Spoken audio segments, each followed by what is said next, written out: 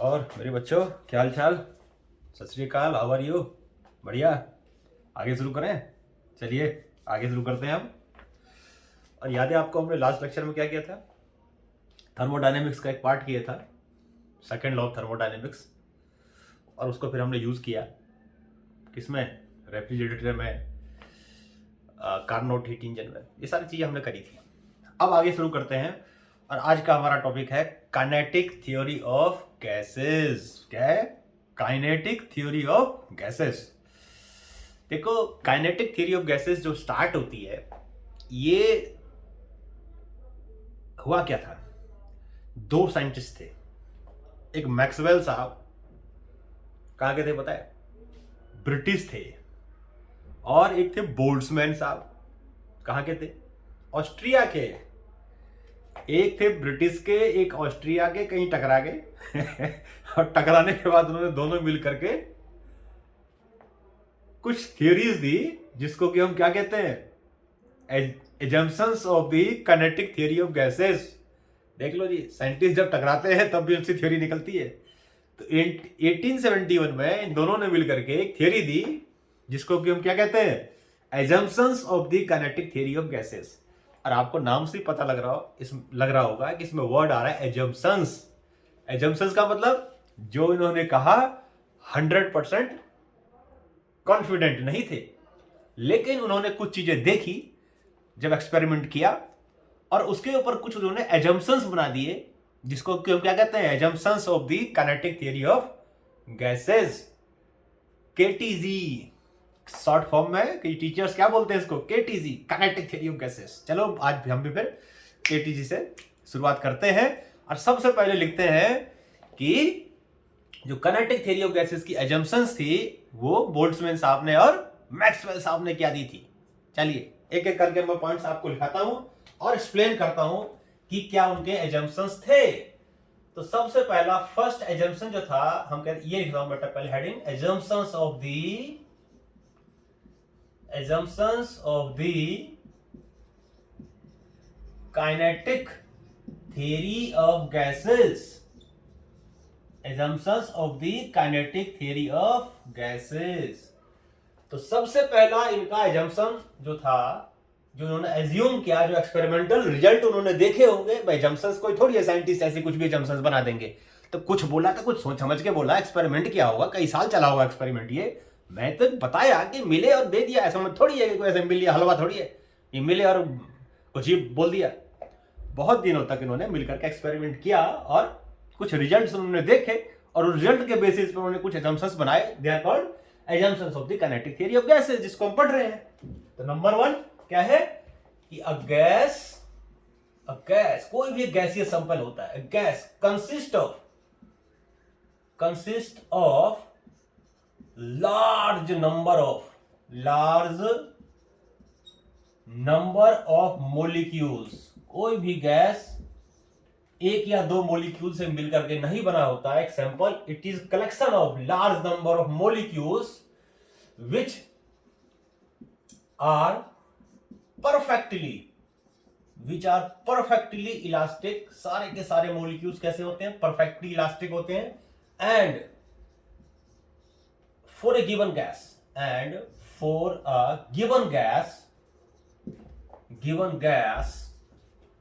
they are identical। सारे के सारे आइडेंटिकल होते हैं एक दूसरे से। इन ऑल रिस्पेक्ट बिल्कुल आइडेंटिकल होते हैं, कोई डिफरेंस नहीं होता इन मॉलिक्यूल्स में।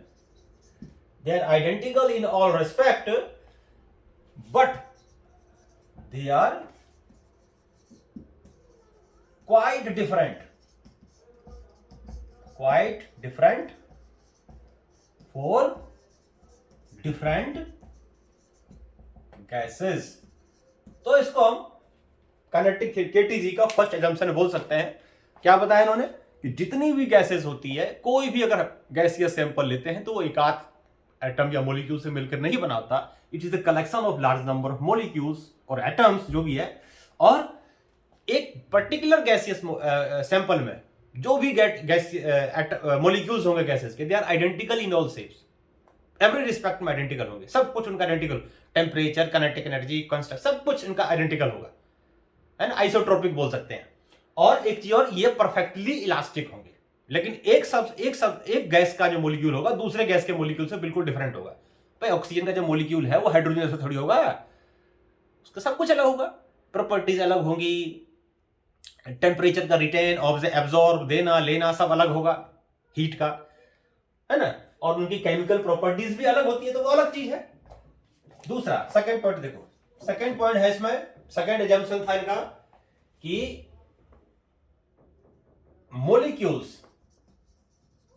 molecules are always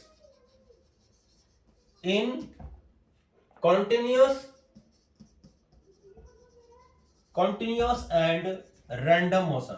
जो molecules होते हैं हमेशा ये कंटिन्यूअस और रैंडम मोशन में होते हैं, मतलब जो गैसियस सैंपल है उसमें जो मोलिक्यूल्स होंगे तो भी चैन से नहीं बैठते, ये चैन से बैठना इनको आता ही नहीं है, कोई इधर जा रहा है, कोई इधर जा रहा है, कोई इधर जा रहा है, कोई इधर जा रहा है, इधर टक्कर मार रहा है, उधर टक्कर मार रहा है, इधर टक्कर मार रहा है, मारते रहते हैं टक्कर, ये आपस में भी मारते हैं, और अभी देखेंगे जिस कंटेनर में रखे ना उसको भी धकियाते रहते हैं बार बार, आपस में तो मारते रहते हैं, एक दूसरे से टकराते रहते हैं, साथ में जिस कंटेनर में रखे हैं उसके वाल को भी पीटते रहते हैं, दीवारों को भी पीटते रहते हैं।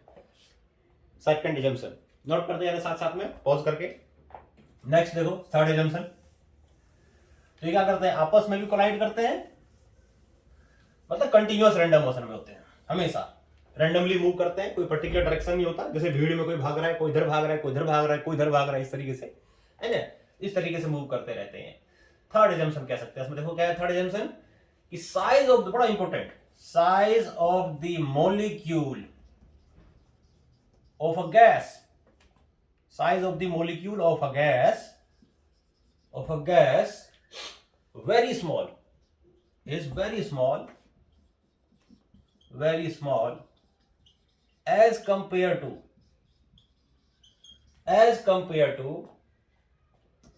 the distance between the molecules।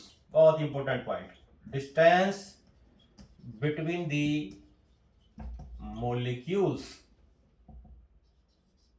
मतलब क्या हुआ कि जो गैसेस के बीच का जो मोलिकुलर डिस्टेंस होगा, ये डिस्टेंस ये हमेशा बहुत ज्यादा होगा as compare to the molecular size, they are just like as point. KTG में, काइनेटिक थ्योरी गैसेस में जितने भी पार्टी, देखो 100% एप्लीकेबल कब होगा, जब सारी आइडियल सिचुएशन होगी, है ना, तो ये कह रहा है कि जो डिस्टेंस है बिटवीन द मोलिक्यूल्स वो बहुत ज्यादा है as compare to the size of the molecule, लगभग उस डिस्टेंस के सामने वो पॉइंट की तरह ही, मान लो पॉइंट की तरह बिहेव करता है वो।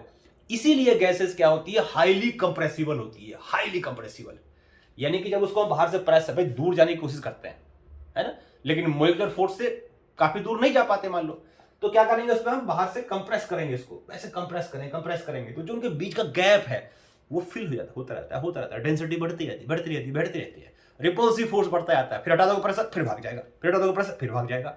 तो कहने का मतलब क्या हुआ कि ये जो मोलिक्यूल्स होते हैं ये साइज में बहुत छोटे होते हैं, उनके बीच का डिस्टेंस काफी ज्यादा होता है, that is why gas is highly compressible, ध्यान रखना। तो ये इसका थर्ड पॉइंट हो गया। फोर्थ पॉइंट, फोर्थ एजम्पशन क्या है, द मोलिक्यूल्स, ये देखो ये बड़ा इंपॉर्टेंट है, molecules do not exert force, molecules do not exert force of any attraction, any force of attraction or repulsion, any attraction or repulsion, बिल्कुल भी फोर्स नहीं लगाते except during collision, यानी कि जो ये मोलिक्यूल्स हैं एक दूसरे पर तभी फोर्स लगाते हैं जब ये आपस में टकराते हैं, यानी इन्होंने माना कि मोलिक्यूल्स के बीच में मोलिकुलर फोर्स कोई लग ही नहीं रहा, कोई भी मोलिक्यूल आपस में एक दूसरे पे मोलिकुलर फोर्स नहीं लगा रहा होगा, ये तभी लगता है जब डिस्टेंस, इसलिए इसको एजम्पशंस बोलते हैं, और ये हमेशा एक पर्टिकुलर कंडीशन में ही फॉलो हो सकता है, ऐसे कह सकते हैं, वो कंडीशन इंपॉसिबल है ना, ये भी समझ लो जो कंडीशन है। तो भाई मोलिकुलर फोर्स किसी मोलिक्यूल का जीरो कब होगा, जब मोलिक्यूल्स बहुत दूर होंगे, इतने दूर होंगे कि एक दूसरे, क्योंकि molecular force short range force होता है, जब मोलिक्यूल्स बहुत दूर होंगे molecular force will be zero, और ऐसा कब होगा जब temperature will be very high. तो हम ये भी कह सकते हैं कि बहुत ही, अभी हम आगे भी देखेंगे कि बहुत ही हाइयर टेम्परेचर पे, बहुत ही लो प्रेशर पे, लो प्रेशर होगा, गैसेस मॉलिक्यूल दूर दूर होगा, हाई टेम्परेचर होगा तो बहुत दूर दूर एनर्जी बहुत ज्यादा होगी उनके पास। तो उसके उस टाइम जो मोलिकुलर फोर्स है मॉलिक्यूल्स के बीच में वो लगभग नहीं के बराबर होगा। तो उस टाइम हम इसको अप्लाई कर सकते हैं, सारे जम्पशंस को सुटेबल है उस टाइम के लिए। तो ये सभी कोलिजन, जब कोलिजन होगा तभी आपस में फोर्स लगाएंगे, अदरवाइज मॉलिक्यूलर फोर्स जीरो नहीं होगा। मॉलिक्यूलर फोर्स उनके बीच में एक्ट नहीं करेगा, कोई फोर्स एक्ट नहीं कर रहा है। सिर्फ कब कर रहा है फोर्स एक्ट? जब मॉलिक्यूल्स आपस में कोलाइड करते हैं, मतलब कोलिजन से फोर्स लग रहा है, क्योंकि मोमेंटम में चेंज होगा, there will be change in momentum, hence there will be exert force collision से। नेक्स्ट अजम्पशन देखो क्या इसका, अगला अजम्पशन है इसका नेक्स्ट फिफ्थ अजम्पशन इसका ये कह रहा है कि दे कोलाइड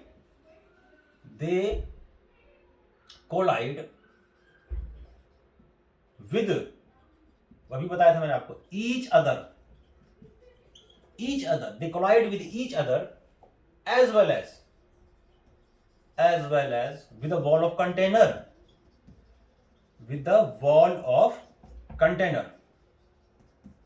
ये आपस में भी कोलाइड कर रहे हैं और कंटेनर के वॉल से भी कोलाइड कर रहे हैं, as well as with the wall of container, in perfect elastic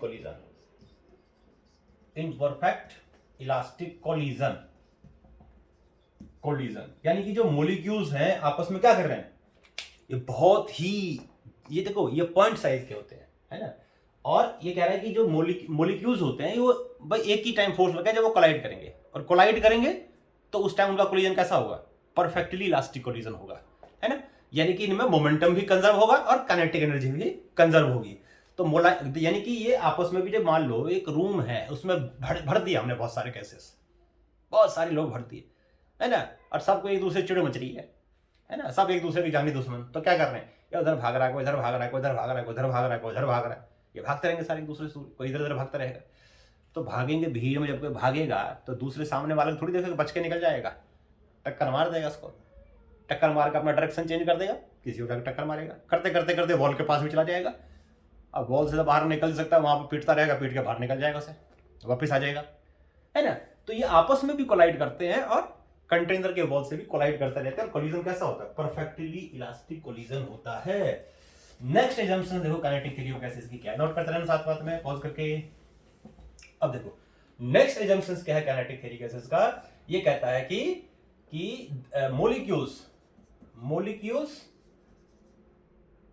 molecules move in a straight line path। भाई सिंपल सी बात है ये भी कि straight path between two successive collision,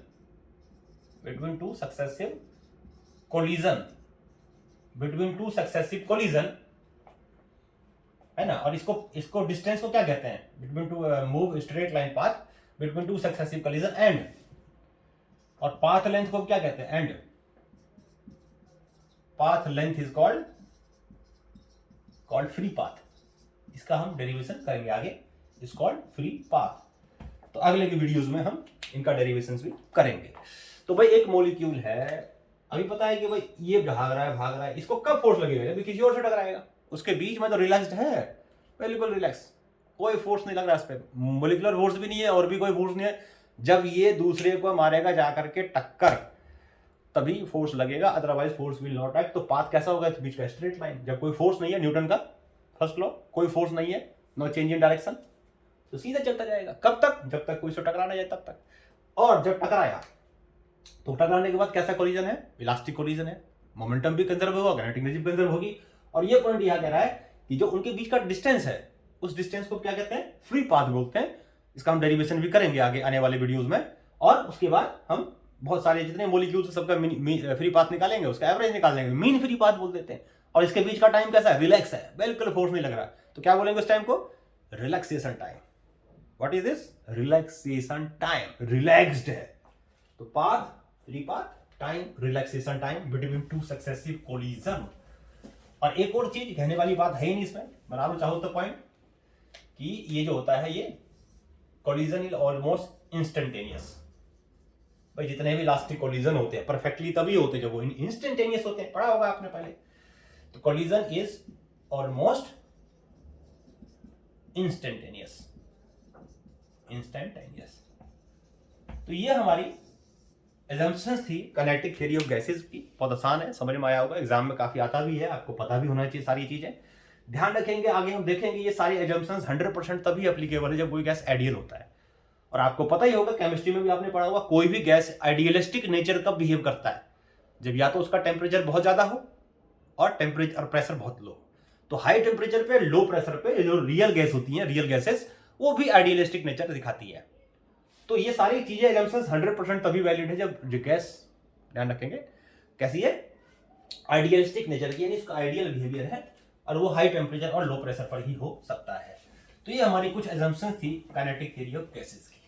अब आते हैं हम इसमें, हमने एक चीज देखा, देखो क्या होता है जो गैसेस के मॉलिक्यूल्स होते हैं, ये जब मूव करते हैं तो मूव करते टाइम पे क्या होता है, ये आपस में भी फोर्स लगाते हैं और साथ में जिस कंटेनर में रखे हैं उसके वॉल से भी टकराते हैं। और जब इनके वॉल्स से टकराएंगे तो क्या होगा, जब इनके वॉल से टकराएंगे तो मोमेंटम में चेंज होगा, आपस में टकराएंगे तब भी मोमेंटम में चेंज होगा। तो अभी हम वॉल की बात करते हैं। एक डिब्बा लिया, डिब्बे में क्या कर दिया हमने, बहुत सारे गैसेस को बंद कर दिए, है ना। तो वो कंटिन्यूअसली क्या कर रहा है, डिब्बे के वॉल के पास आके ढक ढक ढक ढक पीटे जा रहा है, बम्बार्डिंग कर रहे हैं उसके ऊपर, ऐसे पीटे जा रहा है, बराबर पीछे गया पीछे गया, एक ने पीटा, दूसरे ने पीटा, तीसरे ने पीटा, ये सब पीटते रहते हैं दूसरे, मतलब वॉल को। तो जब पीटते रहते हैं मोमेंटम, हर एक के मोमेंटम में चेंज होता होगा। अब मोमेंटम में चेंज हो रहा है तो फोर्स लग रहा है, फोर्स लग रहा है तो प्रेशर लग रहा है ना। तो अब हम क्या करेंगे, इस केटीजी का यही मेन डेरिवेशन, आप ये मान के चलो, इसी डेरिवेशन को यूज करके जितने गैसेस के लॉ हैं आप इसको ड्राइव कर सकते हो। फंडामेंटल फार्मूला है केटीजी का, काइनेटिक थ्योरी ऑफ गैसेस का, इसी को यूज करके सारे चीजें आप ड्राइव कर सकते हो। समझ में आ गया? चलो इसका ड्राइव करने की शुरुआत करते हैं। और वो है क्या, देखो, यानी मैंने बताया किसको हम ड्राइव करेंगे, प्रेशर को। तो इसमें थोड़ा सा लेंदी डेरिवेशन है, तो साथ साथ में आप नोट करते रहना, क्योंकि मैं यहाँ से इरेज करता जाऊंगा तो टाइम आपको हो सकता है कि पॉज कर करके इरेज करता रहना, टाइम ही टाइम है। नहीं, मेरे पास तो टाइम नहीं, आपके पास तो टाइम ही टाइम है। पॉज करो, नोट करो, पॉज करो, नोट करो, खत्म कहानी। तो हम क्या करने जा रहे हैं, प्रेशर का। तो क्या बोलेंगे, एक्सप्रेशन ऑफ दी, देखो पहले हेडिंग डाल देता हूं भाई, एक्सप्रेशन, हेडिंग नहीं मिटाऊंगा, expression of pressure, expression of pressure exerted by gas, exerted by gas, gas जो प्रेशर एक्सर्ट करेगी उसका हम एक्सप्रेशन कर रहे हैं। किसके ऊपर प्रेशर एक्सर्ट करेगी, वॉल्स के ऊपर। थोड़ा बहुत आपको आइडिया होगा, थ्रस्ट आपने क्या था लिक्विड में, क्या था ना, समझ जाओ, समझ जाओ बातों को, इशारों को इशारों में ही रहने दो। हाँ चलो करते हैं शुरू। मान लो क्या करा हमने, हमने एक क्यूबिकल ऑब्जेक्ट ले लिया। भाई सभी बुक्स में क्यूबिकल ले रखा है तो मैंने भी क्यूबिकल ले लिया। मैं काहे को छोड़ ले लूं, मैं कोई आइंस्टाइन थोड़ी हूं, मैं कोई न्यूटन थोड़ी हूं, है ना, मैं कुछ भी करता रहूं, मैं कोई बोल्ट्जमैन थोड़ी हूं, है ना, मैं कोई मैक्सवेल थोड़ी हूं। तो सबने लिया वही मैंने लिया। लेकिन अब देखिए, मैं जो आपको समझाऊंगा वो समझ में आ जाएगा, ये पक्की बात है, इसकी गारंटी लेता हूं मैं। देखो क्या है, तो ये हमने क्या करा, हमने एक क्यूब लिया और इस क्यूब को मैंने एक कोऑर्डिनेट एक्सिस के अलोंग रख दिए। सपोज करो ये एक्स एक्सिस ले लिया मैंने, और ये मैंने ले लिया, थोड़ा ये डायग्राम अच्छा नहीं बना, थोड़ा और अच्छा कर देते हैं इसका, और क्या कर सकते हैं मिटा करके। तो मेरे पास तो इरेजर है, मेरा हाथ है और मैं हाथ से इसको इरेज कर सकता हूं। देखिए ये मैंने क्या करा, एक क्यूबिकल ऑब्जेक्ट लिया और इस क्यूबिकल ऑब्जेक्ट की लेंथ मैंने मान लो ले ली L, सब साइड की लेंथ L, और इसके अंदर गैस दिया भर। जिस गैस का मुझे प्रेशर निकालना है उसको मैंने भर दिया। तो गैस के मॉलिक्यूल्स क्या कर रहे होंगे, भाग रहा होगा वो, तो उसको तो भागने की आदत है, भाग रहा होगा तो मॉलिक्यूल से इस वॉल से जाके टकरा रहा होगा। तो पहले मैं ये निकालता हूं कि ये वाला जो वॉल है इस पर कितना प्रेशर लगाएगा, फिर उसको बाद में कितना यानी इस पर जो प्रेशर होगा देखो एक्स डायरेक्शन में होगा, प्रेशर एक्स डायरेक्शन में, ऐसे प्रेशर लगा रहा है तो pressure will be in x direction, है ना। तो क्या करते हैं, पहले हम निकालते हैं कि इस वाले वॉल पे जो हमने सेट किया इस पर कितना प्रेशर होगा, फिर इसको हम एवरेज निकाल देंगे सबका जितना इस पे होगा, क्योंकि देखो यहाँ जो गैस का प्रेशर चारों तरफ सेम होगा क्योंकि आइसोट्रोपिक कंडीशन है, टेम्परेचर सब जगह यूनिफॉर्म है। ये नहीं एक जगह जाके ज्यादा पीटी आएगा, एक जगह कम जाकर पीटेगा, ऐसा नहीं है। इधर कम पीटिया, इसकी ये नहीं है कि इसका कोई साथी है यहाँ पर कि भाई इसको कम पीटूंगा इसको ज्यादा पीटूंगा, बराबर पीटेगा सबको यार याद रखना इस चीज को, सबको बराबर करेगा। तो आइसोट्रोपिक कंडीशन है इसलिए एक का निकाल करके एवरेज निकाल देंगे तो तीनों का जाएगा, टोटल पर मतलब प्रेशर आ जाएगा जो एक्सर्ट कर सकता है। तो ये प्रेशर हो गया। अब इसमें मान लो कोई भी एक मॉलिक्यूल है, ये मॉलिक्यूल आया, ये इसने टक्कर मारा विद वेलोसिटी की, मार दिया टक्कर। अब इस टक्कर को बाहर दिखाता हूँ, रेड पेन से दिखाता हूँ, चलो इस टक्कर को मैं दिखा रहा हूँ बाहर। ये आया और इस पे इसने टक्कर मारा, ये था देखो वॉल, ये वॉल था इसका, ध्यान रखना ये वॉल है, टक्कर मारा, ठीक। अब इसके कितने कंपोनेंट कर सकते हो आप, देखो एक कंपोनेंट तो आपका ये भी है, वी से टक्कर मारा, एक कंपोनेंट ये हो गया, है ना। कितना हो जाएगा ये, मतलब वो ये जो वापस जाएगा टकरा करके, मान लो आ रहा है टकरा के वापस जा रहा है, सपोज करो, कैसे मान लिया मैंने, आ रहा होगा टकरा के वापस जा रहा होगा, तो ये इधर हो जाएगा वी एक्स। और दो कंपोनेंट इसका ऐसा होगा जो वॉल के पैरेलल होगा, दो कंपोनेंट इसका वॉल के, चलो मैं इसी को बना देता हूँ ऐसे, ये हो गया वी एक्स, ये हो गया इधर वी जेड, और ऐसे बना देता हूँ एक लाइन ऐसे जो है एक्स एक्सिस मान लेते हैं, इसको मान लेते हैं, ये ऐसे बनेगा ना, ये इस तरह से है, ये ऐसे, तो ऐसे मान लो इसको, ये हमारा वी जेड हो गया और ये हो गया वी वाई, ये तो ये इस वेलोसिटी के तीन कंपोनेंट हो गए। इस वेलोसिटी कितने कंपोनेंट हो गए, ये है वॉल, देखो ये है वॉल, वॉल से आके टकराया ऐसे, इस तरह से आके टकराया ऐसे, है ना। तो एक कंपोनेंट ये होगा, एक कंपोनेंट इसका ये होगा, है ना, और एक कंपोनेंट इसका ये होगा, तीन कंपोनेंट हो जाएंगे इसके, एक्स वाई और जेड। ऐसे आ रहा है, ऐसे आ रहा है, ऐसे, है ना, ऐसे और ऐसे, तीन कंपोनेंट होंगे इसके, वी एक्स वी वाई और वी जेड। अब इसमें एक चीज देखो, ये इसमें ये ऐसे आया, एक ये ऐसे आया था, एक कंपोनेंट इसका ऐसे था, एक ऐसे था और एक ऐसे था। इसमें से ये वाला कंपोनेंट जो कि मान लो मैंने जेड ले लिया और ये वाला कंपोनेंट जो कि एक्स ले लिया, ये तो वॉल के पैरेलल है, पैरेलल ना, पैरेलल चीज पे कोई फोर्स लगती है क्या, लगती है क्या। तो मोमेंट यानी कहने का मतलब ये है कि एक ऐसा, दो ऐसा कंपोनेंट है जो वॉल के पैरेलल है, एक कंपोनेंट जो वॉल के परपेंडिकुलर है तो उसी के मोमेंटम में चेंज होगा, तो उसकी वजह से क्या होगा, ये बाउंस बैक कर जाएगा, क्योंकि परफेक्टली इलास्टिक कोलिजन है, जितनी स्पीड जाए उतनी स्पीड से वापस आएगा, गया आया गया आया, सेम स्पीड से जाएगा आएगा जाएगा आएगा, सेम स्पीड से। लेकिन अब दूसरा कोई दो कंपोनेंट जो हो जाएगा आएगा कहाँ, वो तो पैरेलल है वॉल के, टकराया किससे, जो पैरेलल होती है कोई चीज टकराती थोड़ी है, परपेंडिकुलर वाले तो टकराएगा। अब इसकी बात कर रहा हूं मैं, खाली ऐसे सब पे होगा, इस वाले वॉल की बात कर रहा हूं।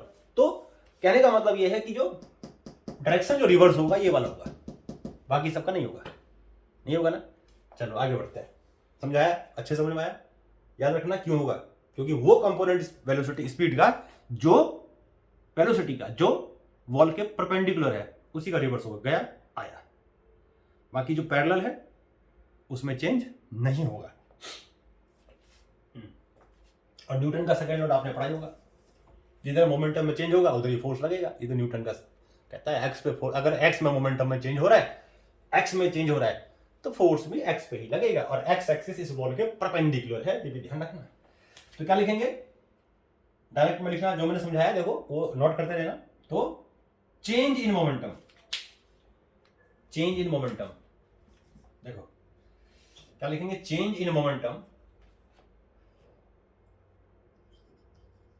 Change in linear momentum, momentum of this को मैं थोड़ा छोटा कर देता हूं, जगह मेरे पास कम है। हाँ, change in linear momentum of the molecule along x axis, कितना हुआ, x एक्सिस इन पर कोलिजन, एक कोलिजन में मोमेंटम में कितना चेंज हुआ, जाने का mvx, आने का -mvx। क्यों? क्योंकि डायरेक्शन रिवर्स हो रहा है, जा रहा है वापिस आ रहा है, हमें तो चेंज निकालना है, डिफरेंस निकालना है, तो माइनस तो करेंगे डिफरेंस निकालना है, तो जा रहा है आ रहा है, जाने का प्लस आने का minus, positive x axis negative x axis, ऐसे मान लो। तो कितना हो गया 2mvx, ये आ गया टोटल चेंज इन मोमेंटम, याद रखना इसी को। पर कोलिजन में मोमेंटम में इतना चेंज हो रहा है। अब क्या करेंगे देखो, अब हम निकालेंगे कि 1 सेकंड में ये बॉल यहां कितनी बार टकरा रहा है।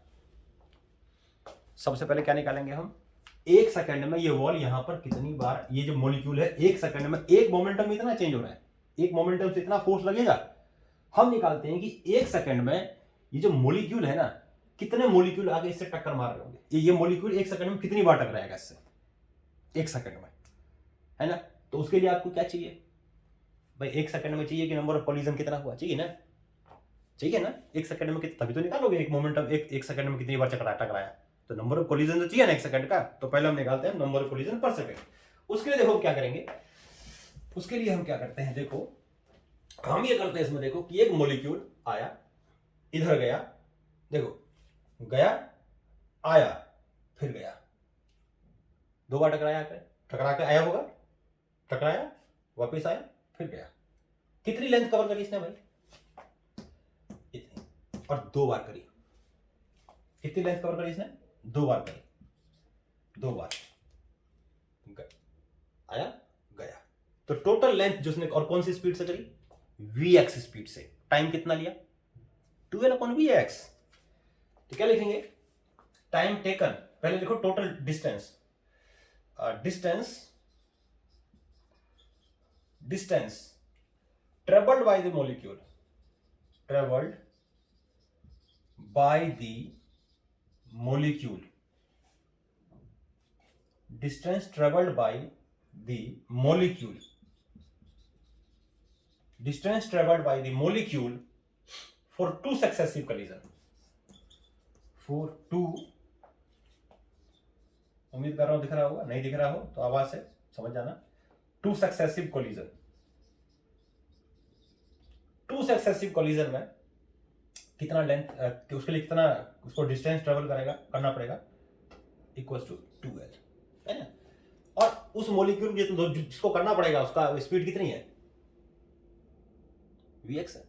तो इसका मतलब उसने कितना टाइम लिया, एक बार गया आया गया, कितनी बार टाइम लगा, तो यहां लिखता हूं, time taken for 2 successive collision.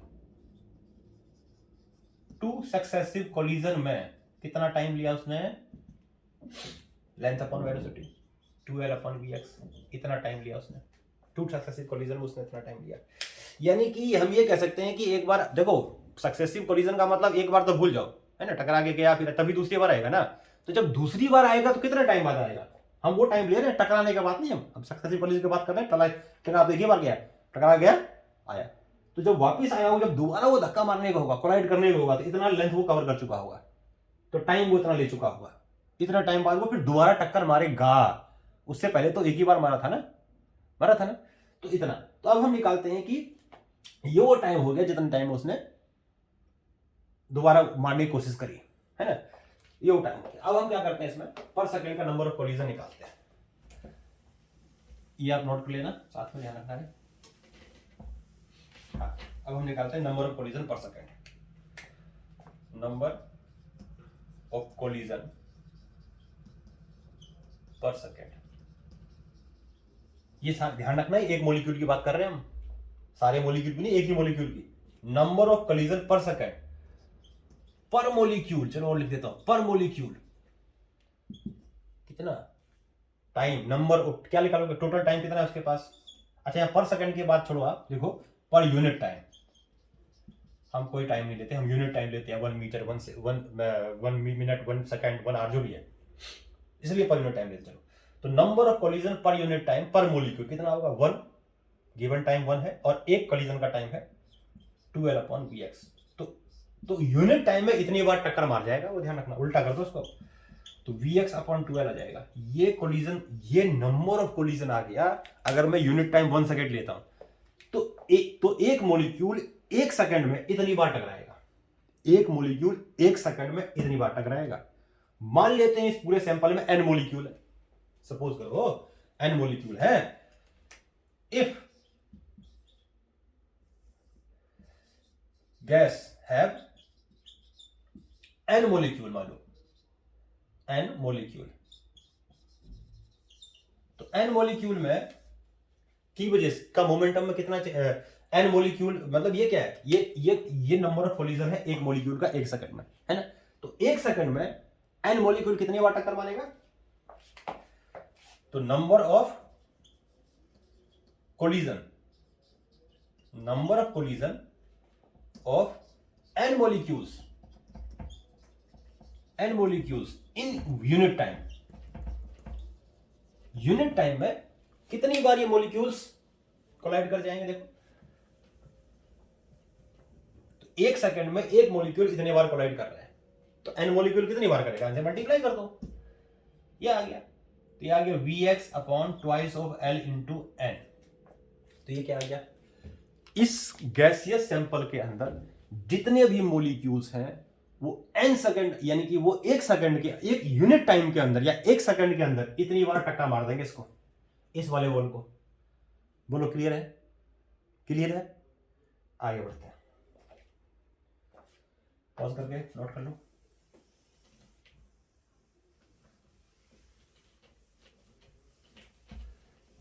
हाँ देखो क्या करते हैं इसमें, ये हो गया। तो ये क्या आ गया, नंबर ऑफ कोलिजन। अब एक कोलिजन का हमने पीछे लिखा था, एक पर कोलिजन में कितना मोमेंटम में चेंज होता है, ट्वाइस ऑफ mv।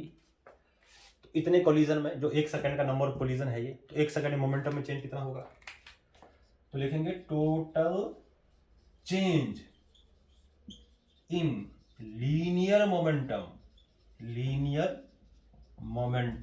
पर सेकंड।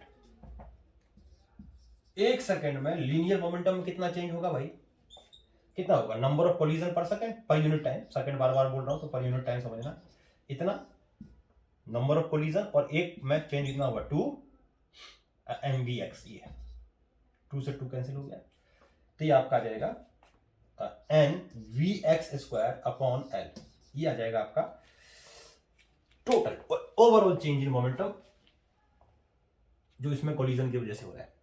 बोलो समझ में आया, आगे बढ़े, चलो आगे बढ़ते हैं, पॉज करके नोट कर लो। ये हमारा एक वो आ गया, मतलब टोटल मोमेंटम में चेंज आ गया पर सेकंड में।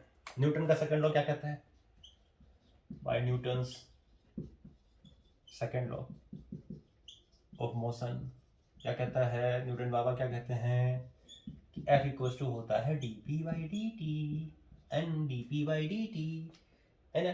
अब एक चीज ध्यान रखना, ये जो आया ना हमारा, ये टोटल ही है, अब इसको बोल सकते हैं टोटल मोमेंटम में चेंज, यही चीज जो है ना, ये सारी चीज आ गई हमारी। चलो ये छोड़ो, अभी n लिखता ही नहीं क्योंकि n मैंने पहले मल्टीप्लाई कर दिया, सीधे लिखो dp बाई dt। अगर भाई एक का मोमेंटम में आप चेंज लेते हैं तो 2 mvx हो गया, और आपको फिर ये अलग से मल्टीप्लाई कर देते नंबर ऑफ कोलिजन को, तो निकाला था अभी हम n मतलब बाहर लिख देते। अब यहाँ तो मैंने सबका ही निकाल दिया ना, तो इसका मतलब ऑलरेडी मल्टीप्लाइड है। तो कितना हो गया, देखो ये कितना हो गया, n vx square upon l, और dt कितना है मेरे भाई, dt है आपका 1 यूनिट टाइम में ले रहा हूं मैं, तो टाइम 1 हो गया ना।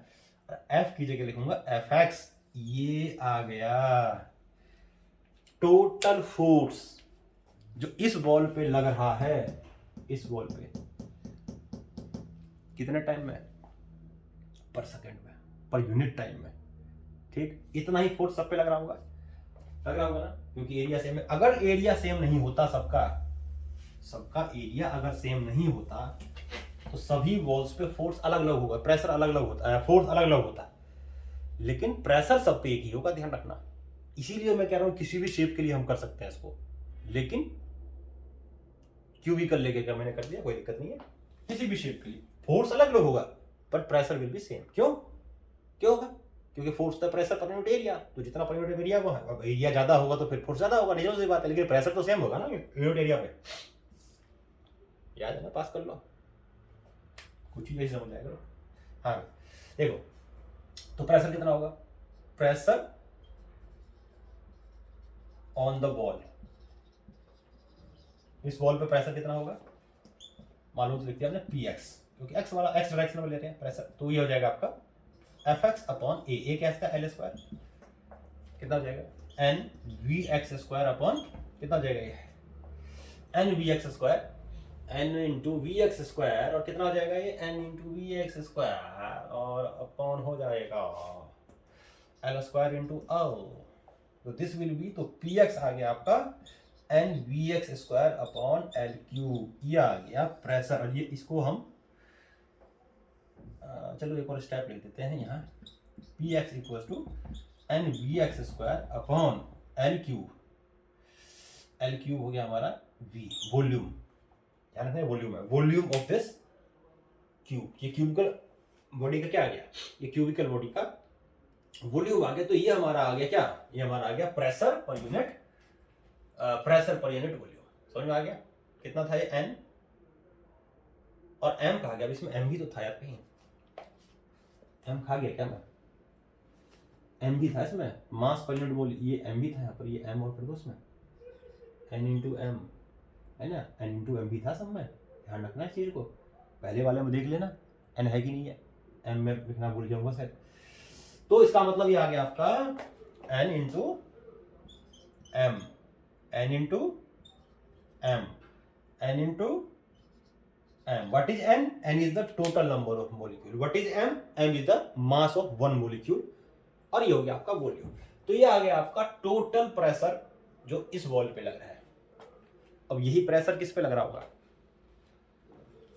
तीन वॉल हो गए तीन तरह के इधर, और मतलब यही प्रेशर एवरेज प्रेशर दोनों पे होगा, ऐसे मान सकते हो, क्योंकि गया होगा इस पे कोलाइड किया होगा वापिस आया होगा, तो दो बार कोलाइड किया होगा ना, इस पे कोलाइड कर गया उस पर, इसलिए एवरेज ये मतलब टोटल फोर्स हो गया इस डायरेक्शन में, जो इस डायरेक्शन में टोटल फोर्स लग रहा है इस डायरेक्शन में, समझ में आ गया।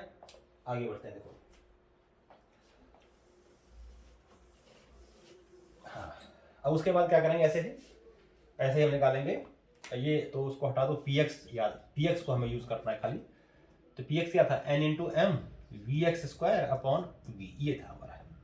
सिमिलरली पी वाई कितना होगा, पी वाई हो जाएगा N into M V Y square upon V, और पी जेड होगा आपका N into M V Z square upon capital V, ये तीन हो जाएंगे, क्योंकि आइसोट्रोपिक कंडीशन है, सब पे प्रेशर सेम होगा। तो हम निकाल देंगे अब एवरेज प्रेशर। अब इस डब्बे का काम खत्म, डब्बा हटा दो, पॉज करके नोट करते रहना सारा, डब्बा का काम खत्म, डब्बे से जिन निकल गया, अब जरूरत नहीं है डब्बे की, जिन को निकाल दिया तो डब्बा तो बेकार है ना, वो क्या जरूरत है डब्बे की। हाँ, तो एवरेज प्रेशर क्या होगा, एवरेज प्रेशर जब हम बात करेंगे तो P आ जाएगा आपका P X plus P Y plus P Z divided by 3, this will be 1/3, क्या हटा दो आप, तो n इंटू एम तो कॉमन आ जाएगा, क्या रह जाएगा V X square V Y square और अपन वी भी आ जाएगा कॉमन, और प्लस वी जेड स्क्वायर, ये आ गया। कुछ याद आ रहा है, इसको देख करके दिमाग में कुछ ठनका, दिमाग की बत्ती जली, इसको देख के कुछ दिमाग की बत्ती जल गई होगी ना। इसको क्या बोले, ये मान लो एक वेलोसिटी है भाई, मैं ये कह रहा हूँ वी है, इसके तीन कंपोनेंट है ना, वी के वी एक्स वी वाई और V Z, V X V Y और वी जेड,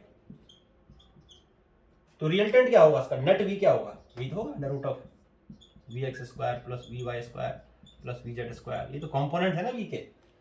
इसको हम क्या कर सकते हैं फिर 1/2 n into M upon capital V, और इंटू इसको लिख देते हैं स्मॉल वी स्क्वायर, ये आ गया प्रेशर, ये आ गया प्रेशर,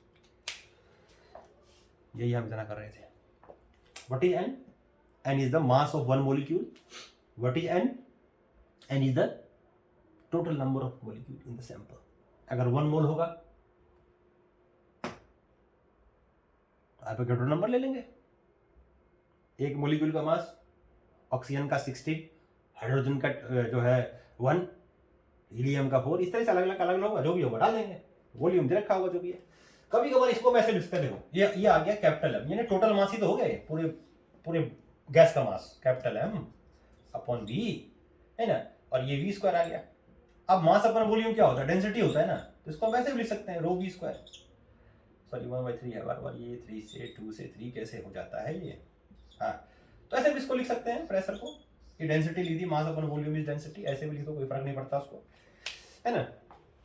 ये आ गया आपका प्रेशर एक्सर्टेड बाय गैस, समझ में आ गया, अच्छे समझ में आया, आ गया है ना।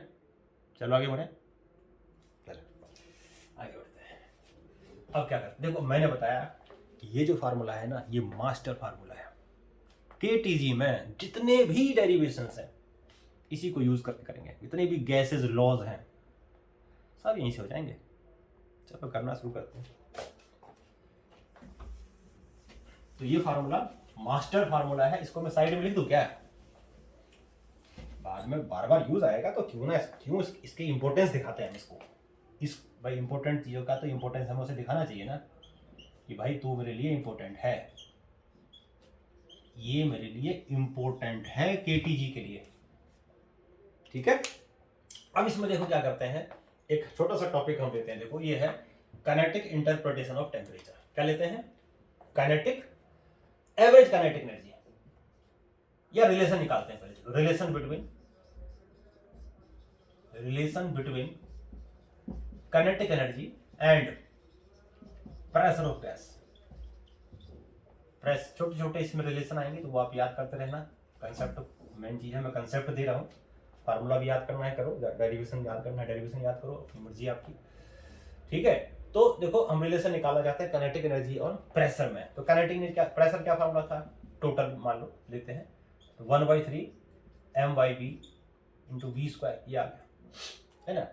तो और इसको हम रो भी लिख सकते हैं, रो ये टोटल प्रेशर आ गया, मास अपॉन वॉल्यूम, यानी कि ये भी एक्चुअली मास ही है लेकिन यूनिट वॉल्यूम का, उतने की ही अगर काइनेटिक एनर्जी निकालनी हो तो क्या होगी, काइनेटिक एनर्जी 3 क्यों यार, कनेक्ट 2 पे लिख देता हूं, काइनेटिक एनर्जी ऑफ गैसेस कितनी होगी भाई, उतने ही मास का ले रहे हो ना, उतने ही का ले रहे हो ना, तो उतना ही तो मास लोगे और वेलोसिटी लोगे जो भी उसकी है, यही तो लोगे, ये हो गया, ये आ गया आपका, इसको ई लिख देता हूँ, काइनेटिक एनर्जी को ई से यू से लिख दो, कोई फर्क नहीं पड़ता, ये इक्वेशन सेकंड ले लो आप, डिवाइड कर दो पी वाई, तो पी वाई कितना आ गया, पी वाई आ गया 1/3, बाकी सब बढ़ जाएगा 1/3 और 2/2 1/2, दिस विल बी 2/3, तो पी वाई कितना आ गया फिर, पी वाई इक्वल्स टू 2/3, है ना।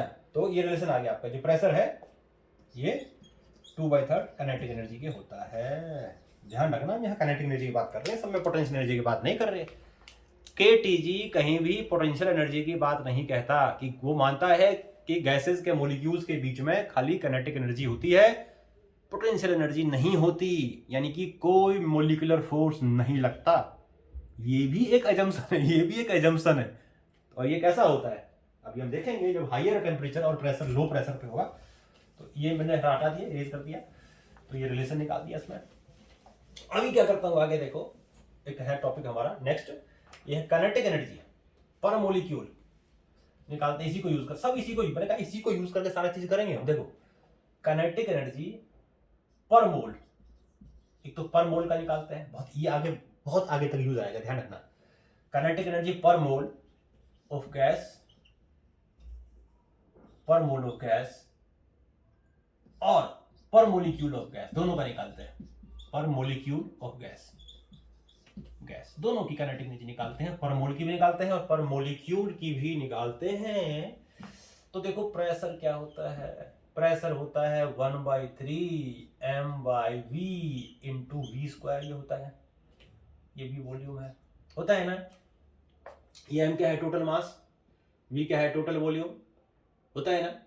अब इसमें एक काम करो, देखो सपोज करो कि अगर मैं ले लूं कितना, हाँ पहले तो क्रॉस मल्टीप्लाई करो, चलो ये कितना आ गया, क्रॉस मल्टीप्लाई करोगे तो पीवी आपका आ जाएगा 1/3 mv स्क्वायर आ जाएगा, इतना आ जाएगा ये, है ना। और ये था आपका 1/3, इसको आप 3 यहाँ ले आओ, 3 pv इक्वल आ जाएगा mv स्क्वायर, 2 से डिवाइड कर दो तो 3/2 pv इक्वल आ जाएगा हाफ mv स्क्वायर। अच्छा अब इसमें क्या करें, ये m क्या था, टोटल मास था, इसको ऐसे लिखा था हाफ n इंटू m, ये लिखा था हमने, याद होगा आपको अभी, है ना। एन को अगर मैं मान लूं, इफ एन मान लूं 1 मोल, एन मान लेता हूं एवोगैड्रो नंबर, सॉरी एन मान लेता हूं एन ए यानी कि एवोगैड्रो नंबर। ये क्या है? Avogadro number. इसको मैंने एवोगैड्रो नंबर मान लिया, इसको मान लिया। तो एम को मैंने ले लिया, एन को ले लिया मैंने एन ए, और एम ले लिया। एम तो है ही, उसमें लिखने की जरूरत क्या, एम है 1 मास, 1 मोलिक्यूल का मास। तो ये क्या हो गया, ये जो आ गया आपका, ये मोलर मास ही तो आ गया। ये क्या आ गया आपका, ये आपका मोलर मास। अगर एन जो है वो 1 मोल है तो ये आपका मोलर मास आ गया ना। क्लियर यहां तक? आगे बढ़े, चल आगे बढ़ते हैं। तो ये हमारा आ गया काइनेटिक एनर्जी। अब देखो जो काइनेटिक एनर्जी होती है किसी भी molecule, PV, ideal gas equation क्या कहती है? आइडियल गैस इक्वेशन लिखते हैं पीवी की जगह एनआरटी। एन कितना लिया? 1, तो आरटी हो गया सीधा।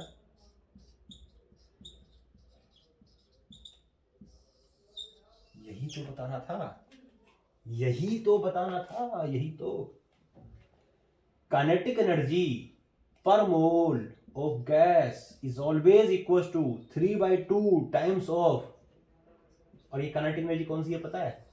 बार बार मैं क्या कह रहा हूं, ओनली ट्रांसलेशनल काइनेटिक एनर्जी। और हाइयर टेम्परेचर पे पता है आपको वाइब्रेशनल भी आएगा, रोटेशनल भी आएगा, वो सब इग्नोर किया हुआ है। ध्यान रखना इस चीज को। मोलिकुलर फोर्स तो 0 कर ही रखा है, लेकिन सिर्फ ट्रांसलेशनल काइनेटिक एनर्जी दी हुई है, ये भी ध्यान रखना आपको। अब ये कोई फिक्स नहीं है कि काइनेटिक एनर्जी 3/2 RT होती है, इससे ज्यादा भी हो सकती है। हायर टेम्परेचर पे वाइब्रेशन भी होगा, रोटेशन भी होगा, ध्यान रखेंगे।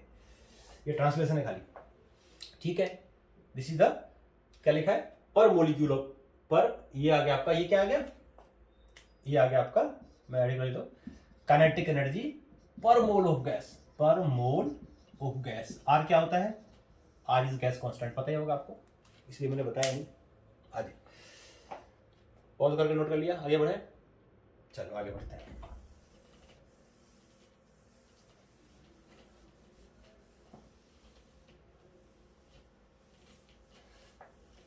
हाँ, अब देखो कि क्या है, हाफ, ब्लैक से लिखूंगा मैं तो, हाफ mv², किसके इक्वल था भाई? 3/2 RT था ना, है ना। और ये क्या है आपका पता है? Avogadro number into mass of 1 molecule, 3/2 RT। अब इसको एक काम करता हूं मैं, इस NO को इधर ले आता हूं, तो 1/2 mv², ये इक्वल हो जाएगा 3/2 R/NA इंटू टी। ये पता है क्या होता है? ये बोल्ट्जमैन साहब की उपज है। ये किसकी उपज है? बोल्ट्जमैन साहब की उपज है ये। KB इक्वल्स टू R/NA, और this is called Boltzmann constant. Boltzmann constant, जो ऑस्ट्रिया से आए थे, ऑस्ट्रिया से आए थे। कब आए थे ऑस्ट्रिया से, याद है? ऑस्ट्रिया से आए थे 1871 में। और किससे मिले? किससे मिले? मैक्सवेल से मिले। और चलो कांस्टेंट भी दे दिया इन्होंने, ये बोल्ट्जमैन कांस्टेंट है। अच्छा ये चीज क्या, आप देखो, ये आपका हाफ mv², ये जो आपका हाफ mv², ये क्या है? ये हाफ mv² है आपका, क्या है भाई? मोलर मास की जगह मोलिकुलर मास आया ना, तो क्या है फिर? ये काइनेटिक एनर्जी पर मोलिक्यूल की है। तो ध्यान रखेंगे, जब काइनेटिक एनर्जी 1 मोल की होती है तो पर मोल की ट्रांसलेशनल काइनेटिक एनर्जी 3/2 RT होती है। 1 मोलिक्यूल की होती है तो 3/2 KBT होती है। क्लियर हो गया तक? समझ में आ गया? चलो जी आगे करते हैं इसको। अब इसमें एक और चीज को, बड़ा इंपॉर्टेंट चीज बताने जा रहा हूँ आपको, बड़ी इंपॉर्टेंट चीज बताने जा रहा हूँ, बड़ी इंपॉर्टेंट चीज है। देखो, एक होता है टर्म जिसको हम बार बार यूज करते हैं केमिस्ट्री में, फिजिक्स में, हम कहते हैं एब्सोल्यूट जीरो, जिसको कि हम 0 केल्विन भी कहते हैं। ये क्या होता है पता है? 3/2 KBT है ये। देखो, अब यहां से ये पता लग रहा है किसी भी मॉलिक्यूल की जो kinetic energy, translational kinetic energy है, मतलब बोले तो काइनेटिक एनर्जी, वो मानता है कि काइनेटिक एनर्जी होती है, टेम्परेचर के डायरेक्टली प्रोपोर्शनल है। जैसे जैसे टेम्परेचर कम करते जाओगे काइनेटिक एनर्जी कम होती जाएगी, होती जाएगी, होती जाएगी, होती जाएगी, होती जाएगी, और एक ऐसा टेम्परेचर भी तो होगा जो काइनेटिक एनर्जी बिल्कुल जीरो हो जाएगी। नहीं होगा क्या कोई टेम्परेचर ऐसा? कौन सा होगा? जब टी को लिखेंगे हम 0 केल्विन, उस टेम्परेचर को बोल दिया 0 केल्विन। जिस टेम्परेचर पे गैसियस मॉलिक्यूल की जो काइनेटिक एनर्जी है वो 0 हो जाती है, 0 हो जाती है, उस टेम्परेचर क्या बोलते हैं? 0 केल्विन। ये लोएस्ट फिक्स्ड टेम्परेचर है, यानी कि काइनेटिक मॉलिक्यूल भाग रहा है, भाग रहा है, भाग रहा है, इधर भाग रहा है, इधर भाग रहा है, और करते करते चुप बैठ गया, कोने में घुस के बैठ गया। अब देख रहा है कब एनर्जी मिलेगी, लपक्स लूंगा और भागूंगा फिर मैं। दे दो उसको एनर्जी, भागने लगेगा और क्या है, हीट की फॉर्म में दे दो, मुक्का मार दो, काइनेटिक एनर्जी कोई और मिल, दूसरी मैकेनिकल एनर्जी मिल जाएगी, तब भी भागने लग सकता है। समझ में आ गया चीज? तो ये हमारा आ गया एब्सोल्यूट जीरो का कंसेप्ट कि एब्सोल्यूट जीरो क्या होता है। अब आगे बढ़ते हैं, देखो अब आगे इसके बाद देखो नेक्स्ट चीज क्या आता है हमारा, नेक्स्ट हमारा देखो different types of gases law. Gases loss, कौन कौन से गैस लॉ होते हैं पता है आपको? गैसेस लॉस, कौन कौन से गैसेस के लॉज हैं? Boils law, Boyle's law, Charles law, Charlie's law, Charles law और एवोगैड्रो लॉ। ये 3 लॉ है, एवोगैड्रो लॉ। इसको बताते हैं क्या होता है ना।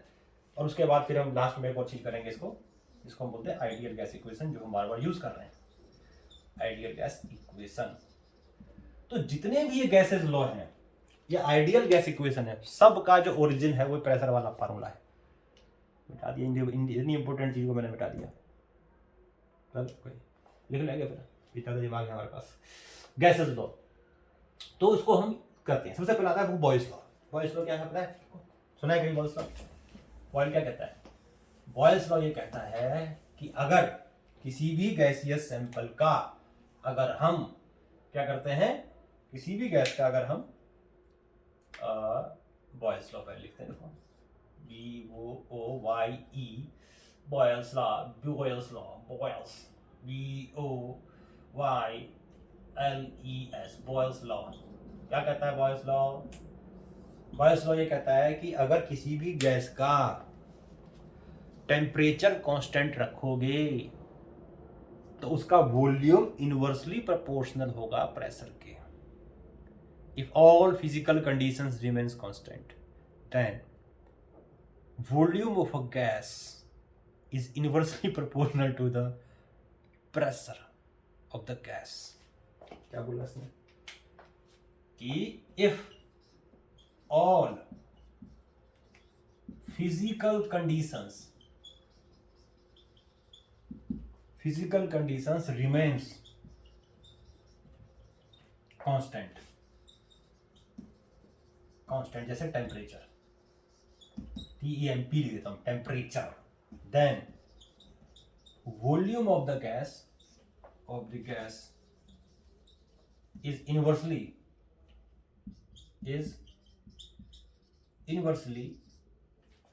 proportional to its pressure। तो इनवर्सली प्रोपोर्शनल किसके है? यानी कि P लिख दो, कोई बात नहीं, V inversely proportional to P। कब? जब टेम्परेचर कांस्टेंट रखेंगे। और आइडियली जो ग्राफ आना चाहिए ना, वो कैसा आना चाहिए? तो ग्राफ ऐसा आना चाहिए, ऐसा, इस तरह से आना चाहिए। ये ले लूं मैं, अगर एक मैं लेता हूं वॉल्यूम का, एक लेता हूं एक्सिस पैरेलल का, तो इनवर्स का ग्राफ है, तो इनवर्स ग्राफ ऐसा आना चाहिए ना ग्राफ, इस तरह से ग्राफ आना चाहिए ना। बॉयल कहते हैं भाई, ठीक। और पूरे ग्राफ पे क्या कांस्टेंट है? टी कांस्टेंट है। अब देखो, कोई भी हमने गैस लिया, मान लो रियल गैस लिया, इसको आपने नोट कर लिया होगा, तो मैं इसको बता देता हूँ, पॉज करके नोट कर लो। देखो कोई भी अगर हम रियल गैस लेते हैं, है ना, और उस रियल गैस का मतलब देखो बॉयल्स कहते हैं कि ग्राफ यूनिवर्सली प्रोपोर्शनल है, तो किसी भी ग्राफ का उन्होंने आइडियली अपने ग्राफ उसको यूज करके और बनाया तो इस तरह से आया, इस तरह से आया, है ना। अब एक उन्होंने गैस लिया, रियल गैस लिया, ये क्या है, बॉयल्स लॉ से जो ग्राफ आया वो है ना। अब इसको क्या किया उन्होंने बॉयल्स ने कि या हम ऐसा करें, चलो बॉयल्स को छोड़ो आप, हम ऐसा करें कि एक गैस लेते हैं, मान लो उसका टेम्परेचर लेते हैं हम T1, सपोज करो T1 टेम्परेचर का ग्राफ ऐसा आया था, किसका, बॉयल्स की इक्वेशन से ग्राफ अलग अलग V की वैल्यू ली, कॉपी किताब पे बैठ के थ्योरेटिकली मान लो ऐसा आया। अब इसी ग्राफ को हम क्या करते हैं, एक रियल गैस लेते हैं, सेम टेम्परेचर पे उसी गैस के लिए अगर हम ग्राफ ड्रॉ करके देखते हैं, एक्सपेरिमेंटल ग्राफ ड्रॉ करते हैं, तो पता है कैसा आएगा, ये बिल्कुल यहां तक तो नहीं जाएगा, लेकिन थोड़ा सा ये ऐसा होगा, इस तरह से कह सकते हैं, इस तरह से होगा, इस तरह से होगा। ये कौन सा टेम्परेचर पे लिया, T1 पे लिया है ना। अब उन्होंने क्या करा, बॉयल्स ने एक और काम करा, ये है आपका P, ये है आपका V। अब उन्होंने क्या करा, देखो एक और काम करा, यही ग्राफ उन्होंने दोबारा से बनाया हायर टेम्परेचर पे, मतलब T2 पे ले लिया, मान लो T2 is greater than T1, ठीक, तो ऐसा आना चाहिए, बॉयल्स लॉ कहता है ऐसा आना चाहिए। और जब किसी भी रियल गैस का T2 टेम्परेचर पे दोबारा ग्राफ लिया गया, बनाया गया एक्सपेरिमेंटली, तो ग्राफ तो आया ना थोड़ा इस तरह से आया,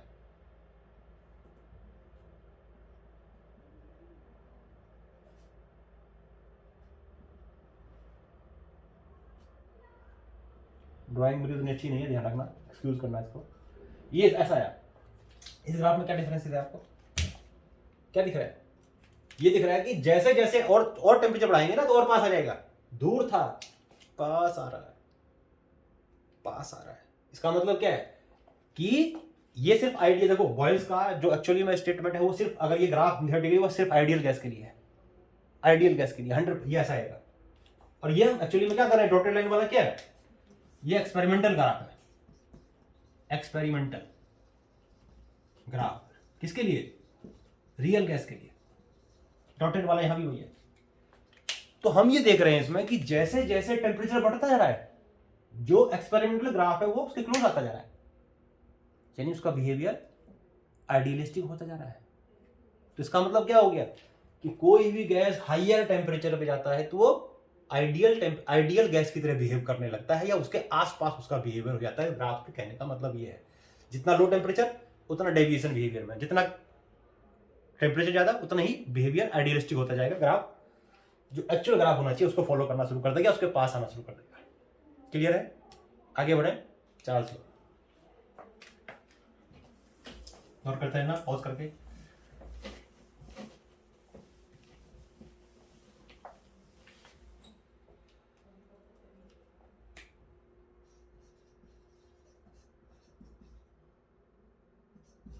देखो चार्ल्स लॉ क्या कहता है, चार्ल्स लॉ ये कहता है कि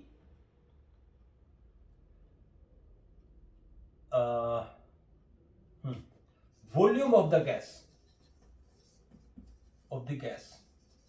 is inversely proportional to, sorry, directly proportional to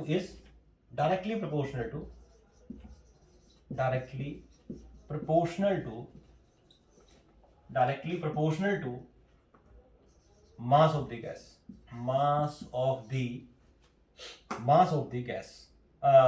directly proportional to the volume of the gas is directly proportional to temperature of the gas, कब, at constant physical conditions,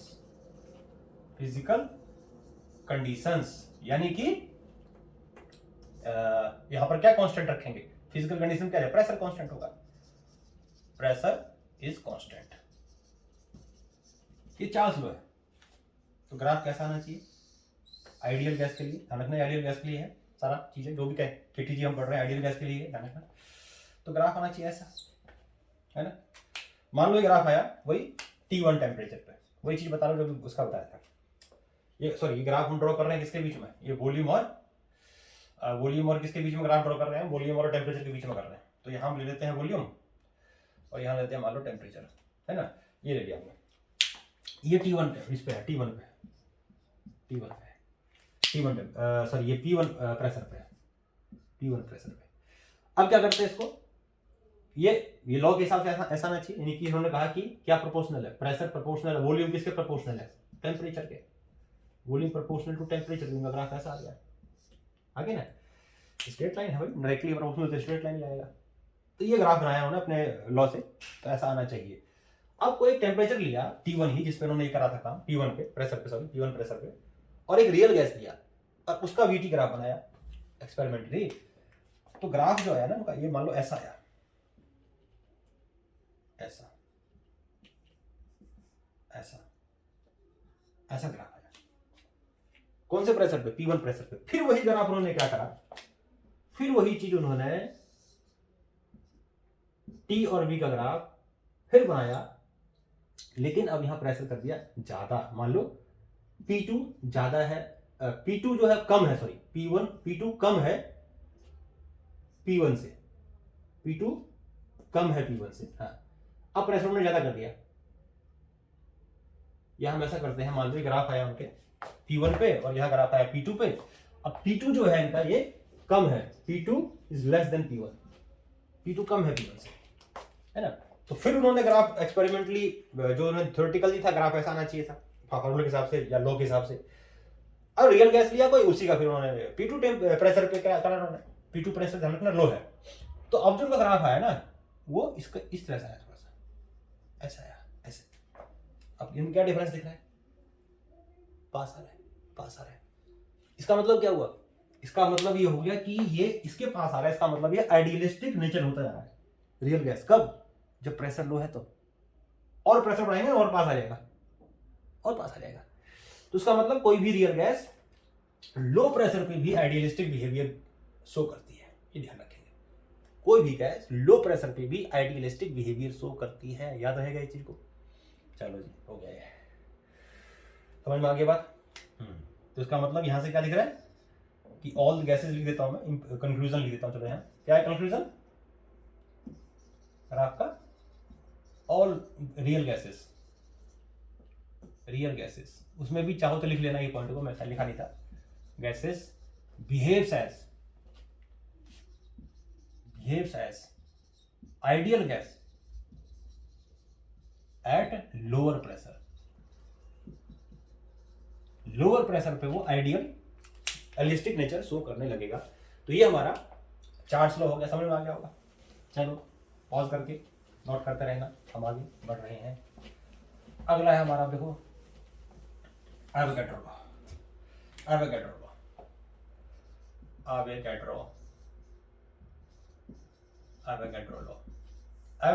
क्या कहता है, देखो एवोगैड्रो लॉ कह रहा है कि equal volume of all gases under identical condition of pressure and temperature contains equal number of molecule. क्या मतलब, पहले स्टेटमेंट लिख देते हैं, equal volume of all gases, ideal gases ध्यान रखना सब आइडियल के लिए है, अंडर आइडेंटिकल कंडीशंस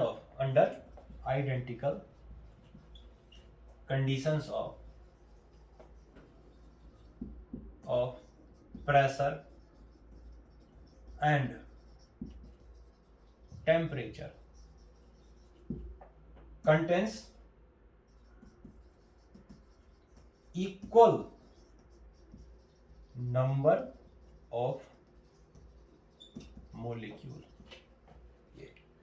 ये कहते हैं कि आइडेंटिकल अगर कंडीशन है तो equal volume of gas contains equal number of molecule, यानी ये कह सकते हैं कि V प्रोपोर्शनल टू N, एक ही बात है। What is N? N is the number of molecule, V proportional to N।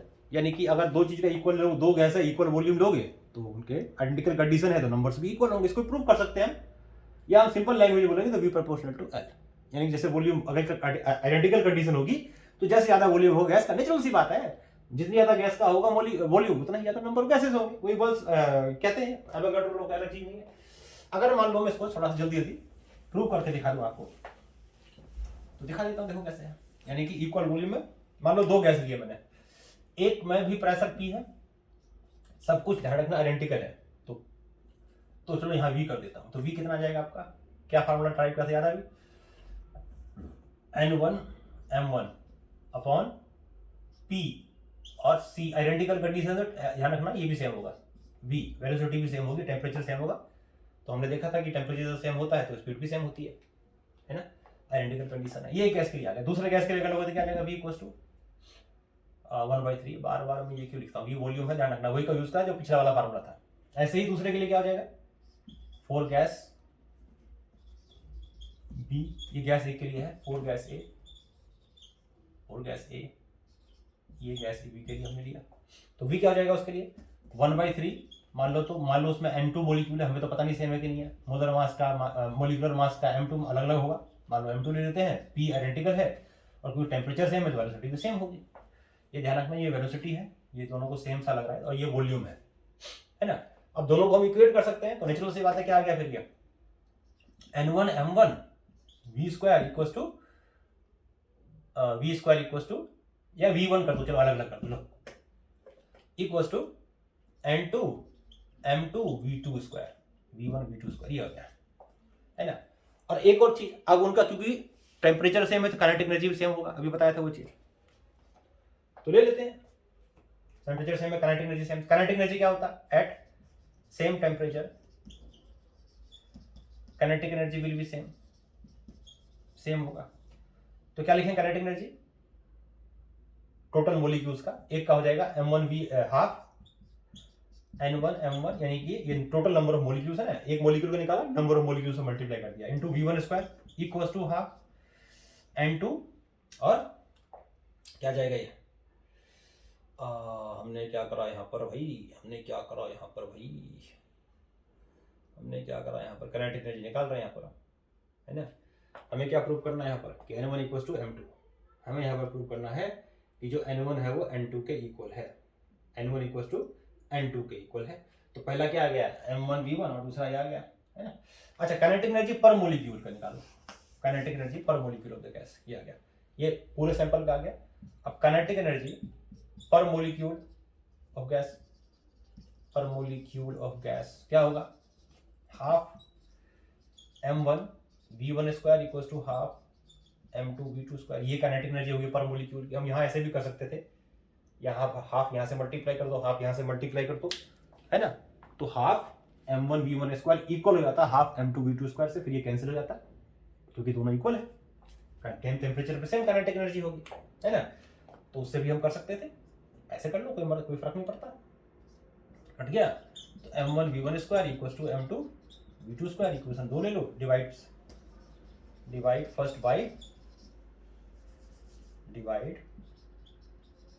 First by second, तो ये हमारा आ जाएगा, मैं सीधे काट देता हूँ डायरेक्ट, आ जाएगा N1 इक्वल्स टू N2, ये आ गया। तो N1 इक्वल्स टू N2 कब है, जब दोनों का वॉल्यूम इक्वल है, ध्यान रखना sir, identical pressure volume temperature सब सेम है, तो हम ये भी कह सकते हैं कि वॉल्यूम प्रोपोर्शनल टू N, जितना वॉल्यूम ज्यादा होगा उतना, तो ये हमारे गैसेस के लॉ हो गए। अब देखो नेक्स्ट अगर आता है, नोट करना है, पॉज करके नोट करते रहना है। हाँ, अब आता है देखो ideal gas equation,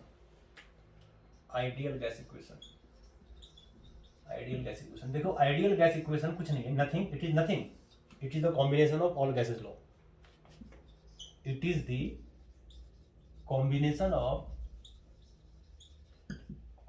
of all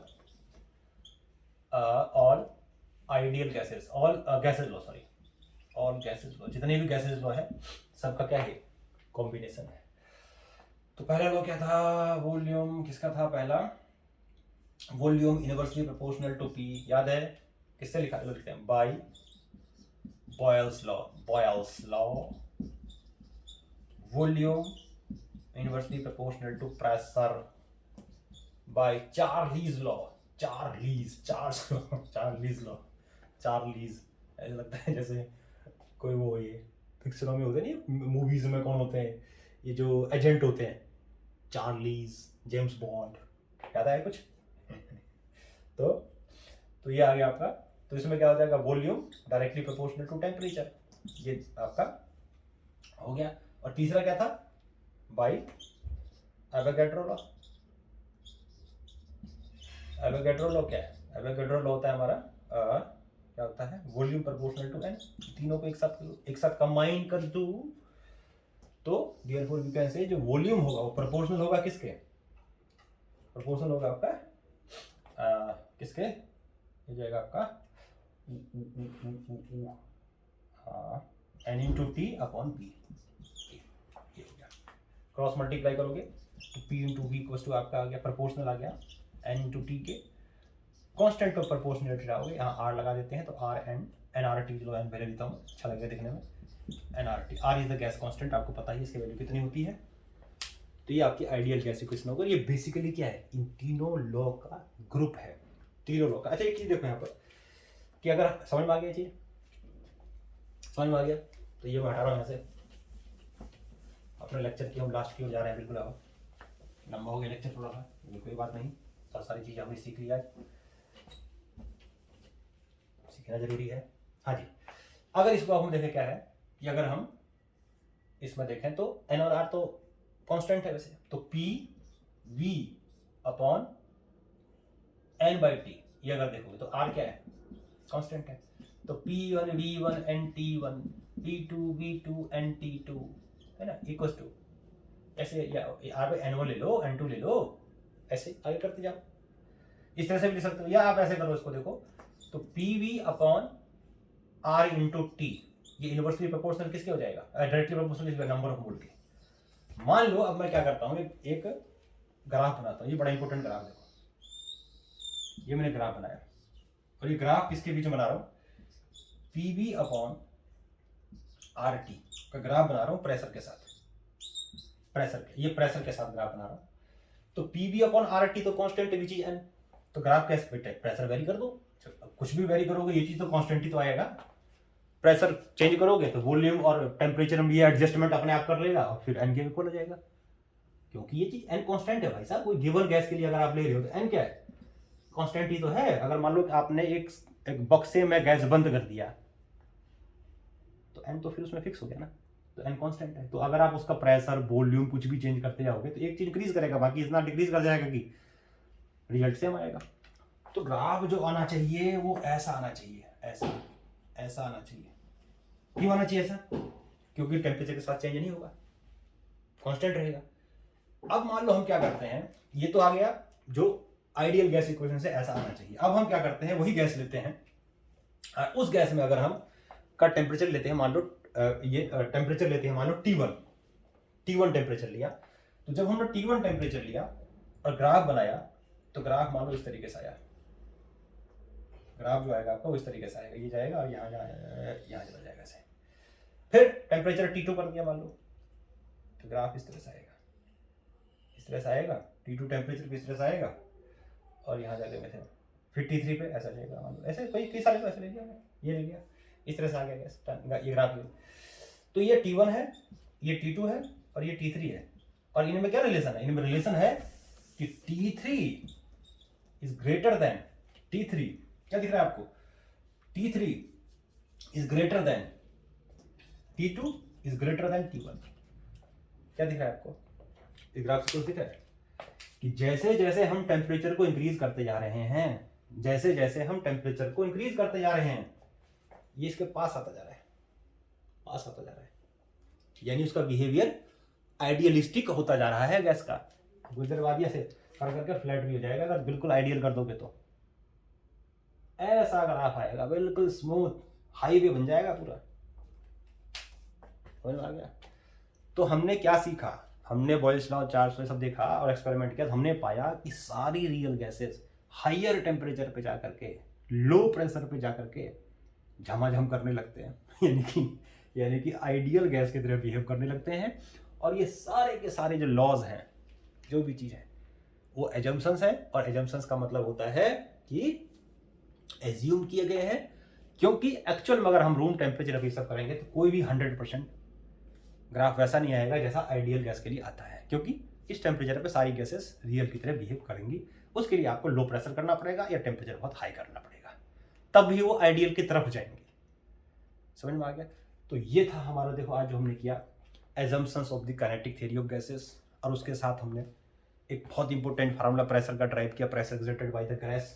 समझ में आ गया, उम्मीद करता हूँ अच्छे समझाया मैं, तो समझ में आ गया होगा, मुझे तो आ गया समझ में आपको भी आ गया होगा। उसके बाद उसको यूज़ करके हमने बहुत सारी चीज़ें करी, गैस लॉज ड्राइव किए, फिर आइडियल गैस इक्वेशन देखी, समझ में आया। इतनी चीज़ हमने आज किया। नेक्स्ट वीडियो में हम डिग्री ऑफ फ्रीडम के बारे में पढ़ेंगे। अब क्या पढ़ेंगे? Degree of freedom and law of equipartition of energy.